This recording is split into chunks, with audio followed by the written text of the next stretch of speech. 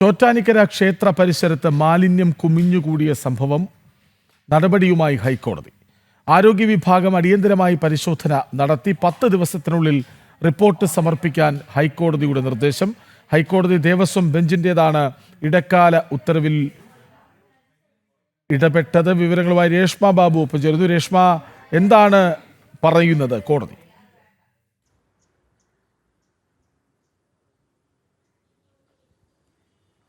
കൃഷ്ണരാജ്, ചോറ്റാനിക്കര ക്ഷേത്രത്തിന്റെ ഉള്ളിൽ പരിസരത്ത്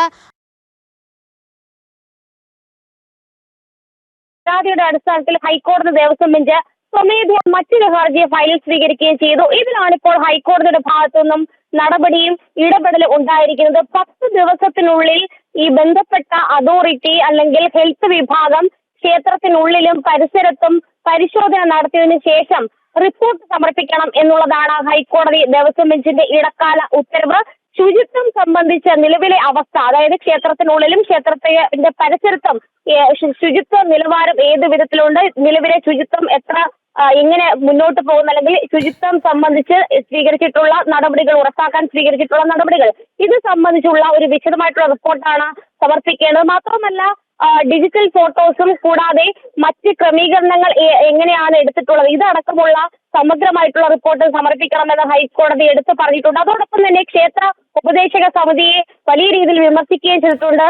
ക്ഷേത്ര പരിസരവും അതോടൊപ്പം തന്നെ ക്ഷേത്രത്തിന്റെ ഉൾഭാഗവും അവിടെ ശുചിത്വം ഉറപ്പാക്കേണ്ട ഉത്തരവാദിത്വം, അതിന്റെ കടമ ക്ഷേത്ര ഉപദേശക സമിതിക്കുണ്ട്. ഏതെങ്കിലും ഘട്ടത്തിൽ വീഴ്ച വരുത്തുകയാണെങ്കിൽ അത് അതീവ ഗൗരവമായിട്ട് കാണുമെന്നാണ് ഹൈക്കോടതി ദേവസ്വം ബെഞ്ച് ഓർമ്മപ്പെടുത്തിയിരിക്കുന്നത്. ക്ഷേത്ര ഉപദേശക സമിതിക്ക് ഹൈക്കോടതി നോട്ടീസ് അയച്ചിട്ടുണ്ട്. ഒപ്പം തന്നെ ഇതുമായി ബന്ധപ്പെട്ട്, അതായത് ശുചിത്വം ഉറപ്പാക്കുന്നതിന് വേണ്ടിയിട്ട് നിലവിൽ സ്വീകരിച്ചിട്ടുള്ള നടപടികൾ, അത് സംബന്ധിച്ചുള്ള വിശദീകരണം മറുപടിയായിട്ട് സമർപ്പിക്കാനും ഹൈക്കോടതി നിർദ്ദേശം നൽകിയിരിക്കുകയാണ്.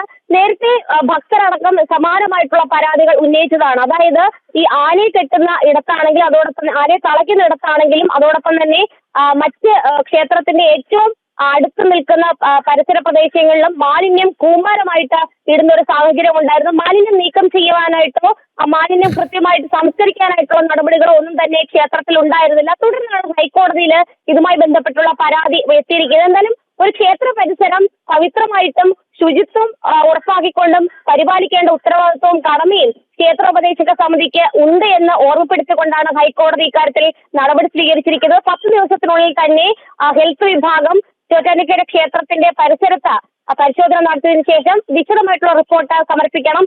നിലവിൽ ശുചിത്വം ഉറപ്പാക്കാനായിട്ട് സ്വീകരിച്ചിട്ടുള്ള നടപടികൾ സംബന്ധിച്ചുള്ള കാര്യങ്ങളിലും ഒരു വ്യക്തത ഉണ്ടാക്കാനും ഹൈക്കോടതി നിർദ്ദേശം നൽകിയിട്ടുണ്ട്.